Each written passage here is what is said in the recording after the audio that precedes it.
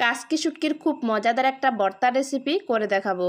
ভর্তা তো অনেকে অনেকভাবে বানান, আমি যেভাবে বানাই খেতে অনেক বেশি সুস্বাদু হয়, তাই এই রেসিপিটা আপনাদের সাথে শেয়ার করলাম। রেসিপিটা অবশ্যই ট্রাই করবেন আর আমাকে কমেন্ট করে জানাবেন যে আপনাদের কেমন লাগলো।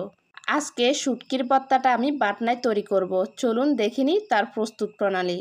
কাসকি শুটকির ভর্তা তৈরি করার জন্য এখানে আমি কাসকি শুটকি নিয়েছি আর প্রথমে কাসকি শুটকিগুলোকে আমি খুব সুন্দরভাবে বেছে নিয়েছি। এখন শুটকিগুলো আমি টেলে নেব। চুলায় একটা প্যান বসিয়ে প্যানটাকে গরম করে নিয়েছি, তারপর চুলার আঁচটা মিডিয়াম থেকে কম আঁচে রেখে শুটকিগুলোকে মচমচে করে ভেজে নিচ্ছি। শুটকিগুলোকে এখন আমি প্রথমে তেল ছাড়া ভেজে নিচ্ছি, পরে কিন্তু শুটকিগুলো ধুয়ে আবার তেল দিয়ে ভেজে নেব। এভাবে করে প্রায় 8 থেকে 10 মিনিট পর্যন্ত শুটকিগুলোকে আমি নেড়ে চেড়ে ভেজে নিয়েছি। ভিডিওটি স্কিপ না করে একটু মনোযোগ দিয়ে দেখবেন আমি কিভাবে ভর্তাটা তৈরি করলাম। অবশ্য শুটকিগুলোকে তেল ছাড়া ভেজে নিতে হবে। আমার শুটকিগুলো ভাজা হয়ে গেছে, এখন একটা বাটিতে নিয়ে নিচ্ছি। এই তো শুটকিগুলোকে আমি বাটিতে নিয়ে নিচ্ছি। এখন বারবার পানি দিয়ে 7 থেকে 8 বার ধুয়ে নিতে হবে, যতক্ষণ পর্যন্ত না পরিষ্কার পানি বের হয়। কাসকি শুটকির মধ্যে কিন্তু অনেক বালি থাকে, তাই বারবার পানি চেঞ্জ করে খুব সুন্দরভাবে পরিষ্কার করে নিতে হবে। শুটকিগুলোকে ধুয়ে নেওয়ার পর এই যে দেখুন খুব সুন্দর পরিষ্কার হয়ে গেছে। চুলায় একটি ফ্যান বসিয়ে প্রথমে আমি 8-9টা শুকনো মরিচ দিয়ে দিয়েছি, সাথে 8-9টা রসুনের কোয়া দিয়ে দিয়েছি। এখন শুকনো মরিচগুলোকে আমি একদম নেড়ে চেড়ে লাল লাল করে মচমচে করে ভেজে নেব। অনেকে অনেকভাবে কিন্তু কাসকি শুটকির ভর্তাটা করে থাকেন। আমি যেভাবে ভর্তাটা করতেছি এভাবে ভর্তাটা খেতে কিন্তু অনেক বেশি মজা হয়। তৈরি করতেও বাটাবাটির কোনো ঝামেলা নেই, বাটনার মধ্যে কিন্তু খুব সহজে এই ভর্তাটা তৈরি করা যায়। শুকনো মরিচগুলো কিন্তু মচমচে হয়ে গেছে, এখন তুলে নেব। আর রসুনের কোয়াগুলো কিন্তু আরেকটু ভেজে নেব। রসুনের কোয়াগুলো কিন্তু একটু পোড়া পোড়া করে ভেজে নিতে হবে, আর অবশ্যই কিন্তু তেল ছাড়াই ভাজতে হবে। রসুনের কোয়াগুলো কিন্তু টালা হয়ে গেছে, এখন আমি রসুনের কোয়াগুলো উঠিয়ে নিচ্ছি। এরপর ফ্যানটাকে আবার পরিষ্কার করে চুলায় বসিয়ে দিয়েছি আর 2 টেবিল চামচ পরিমাণে সরিষার তেল দিয়েছি, আর অবশ্যই কিন্তু সরিষার তেলটাই দিতে হবে।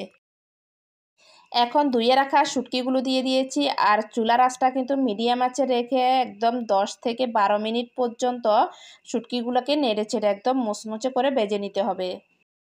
শুটকিগুলো ধোয়ার পরে অনেকখানি নরম হয়ে গেছে, তাই একটু সময় নিয়ে ধৈর্য ধরে কিন্তু শুটকিগুলোকে নেড়ে ছেড়ে ভাজলে আবার শুটকিগুলো মচমচে হয়ে যাবে। শুটকিগুলো ভাজার পরে শুটকিগুলো লাল হয়ে গেছে আর শুটকিগুলো মচমচে হয়ে গেছে। যখনই এরকম লাল মচমচে হয়ে যাবে তখন চুলা থেকে নামিয়ে নেব। শুটকিগুলোকে আর ভাজবো না, এখন চুলা থেকে নামিয়ে নেব। এরপর একটা বাটনা নিয়ে নিয়েছি, বাটনাতে কিন্তু এই কাসকি শুটকির ভর্তাটা এই প্রথমবারে তৈরি করতেছি। বাটনাটাকে আমি খুব সুন্দরভাবে ধুয়ে নিয়েছি আর এখানে শুকনো মরিচ দিয়ে দিয়েছি। শুকনো মরিচের সাথে আমি লবণ দিয়ে এখন ঘুটনাটা দিয়ে খুব সুন্দরভাবে এভাবে করে আধা ভাঙা করে নেব। মরিচগুলো যেহেতু মচমচে তাই খুব সহজভাবে কিন্তু ভেঙে যাচ্ছে। জালের পরিমাণটা আপনারা আপনাদের পছন্দ মতোই দিবেন, আর জালের পরিমাণটা যদি এর থেকে বেশি খান তাহলে মরিচটা আরেকটু বাড়িয়ে দিবেন। মরিচটাকে আমি খুব সুন্দরভাবে ভেঙে নিয়েছি, এখন রসুনের কোয়াগুলো দিয়ে দিলাম। রসুনের কোয়াগুলো ঘুটনা দিয়ে এভাবে আমি বেটে নিচ্ছি। আর একদম মিহি হতে হবে এমনটা না, একটু দানা দানা থাকলেও কোনো সমস্যা নেই। অবশ্যই রসুন দেওয়ার চেষ্টা করবেন, রসুনের টালা ঘ্রাণটা কিন্তু ভর্তাটাতে খেতে অনেক বেশি ভালো লাগে। এই তো আমার রসুনগুলো বাটা হয়ে গেছে, এখন আমি ভেজে রাখা কাসকি শুটকিগুলো দিয়ে দিলাম। কাসকি শুটকিগুলোকে দিয়ে এখন সব কিছু একসাথে ঘটনাটা দিয়ে ভালো করে বেটে নেব। আর এই ভর্তাটা কিন্তু একদম মিহিও হতে হবে তা না, সব কিছু যাতে শুকনা মচমচে, তাই একটু আদা ভাঙা ভাঙা থাকলে কিন্তু ভর্তাটা খেতে ভীষণ ভালো লাগে। আমি যতটুকু পারতেছি ঘটনা দিয়ে সব কিছু মিশিয়ে নিচ্ছি আর একসাথে সব কিছু আদা ভাঙা করে নিচ্ছি। আর এভাবে করে বাটনায় ভর্তা করলে কিন্তু হাত জ্বালাফোড়া করার কোনো ভয় থাকে না। যাদের মরিচ বাটাবাটিতে হাত অনেক বেশি জ্বালাফোড়া করে তারা কিন্তু বাটনাতে ভর্তা তৈরি করে নিতে পারেন। সব কিছু এখন আমি ভালো করে বেটে নিয়েছি। আর অবশ্যই কিন্তু পেঁয়াজ দিতে হবে। এখানে আমি বড় সাইজের একটি পেঁয়াজ কুচি করে নিয়েছি আর পেঁয়াজগুলোও দিয়ে দিয়েছি। আপনারা যদি চান তাহলে এখানে পেঁয়াজটাকে কিন্তু ভেজে দিতে পারেন, তবে আমার কাছে ভর্তার মধ্যে কাঁচা পেঁয়াজটা বেশি ভালো লাগে, তাই আমি কাঁচা পেঁয়াজটা দিয়ে দিলাম। পেঁয়াজটাকে কিন্তু একদমই মিহি করা যাবে না, একটু থেতো করে দিতে হবে। পেঁয়াজটাকে একটু থেতো করে আর সব কিছু একসাথে ভালো করে মিশিয়ে নিলে কিন্তু আমাদের কাসকি শুটকির ভর্তাটা রেডি হয়ে যাবে। এই ভর্তাটার মধ্যে আপনারা আরেকটা জিনিস অ্যাড করতে পারেন, সেটা হচ্ছে ধনিয়া পাতা। ধনিয়া পাতা দিলে এই ভর্তাটা খেতে আর একটু বেশি ভালো লাগবে, তবে আমার হাতের কাছে ছিল না তাই আমি দিতে পারি নাই। এই তো আমার ভর্তাটা একদমই রেডি। এখন আমি একটি প্লেটে তুলে নিচ্ছি।